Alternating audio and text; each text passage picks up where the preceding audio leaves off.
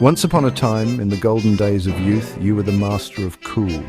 You knew every band, every underground scene, and you had the audacity to sneer at anything mainstream. But one day, and you probably didn't even notice it, the grand and noble window of cultural openness slammed shut.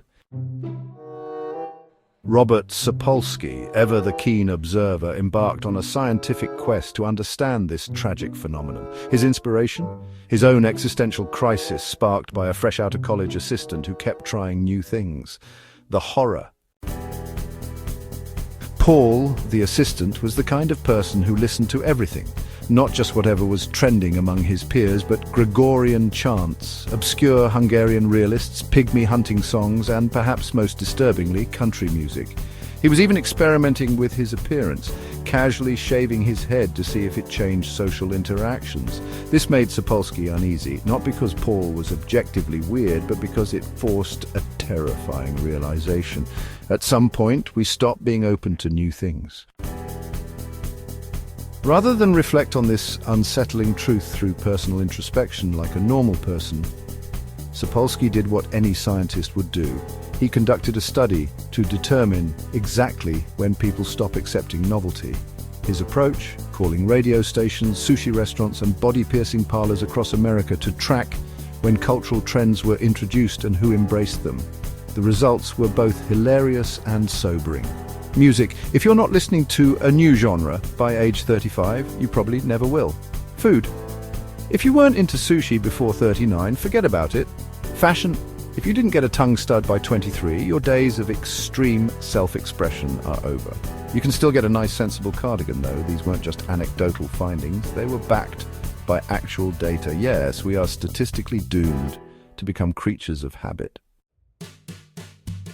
At first glance, brain science seems like the culprit. There's a myth that as we age, we start losing neurons like a trail of breadcrumbs leading straight to mental rigidity. Turns out, that's mostly nonsense.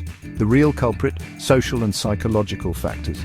Familiarity is comforting. Your brain enjoys repetition because it reinforces stability, hence why your dad still wears the same style of jeans he wore in 1987. Identity preservation.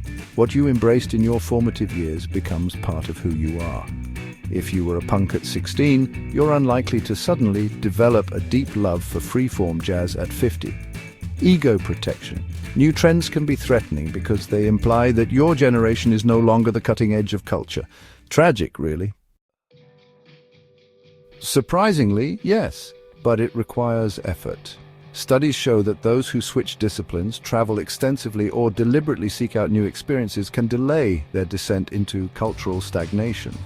In other words, if you don't want to become that person ranting about how music was better in your day, you'll have to actively fight against your instincts. Sapolsky himself tried this, listening to a contemporary artist recommended by his assistant.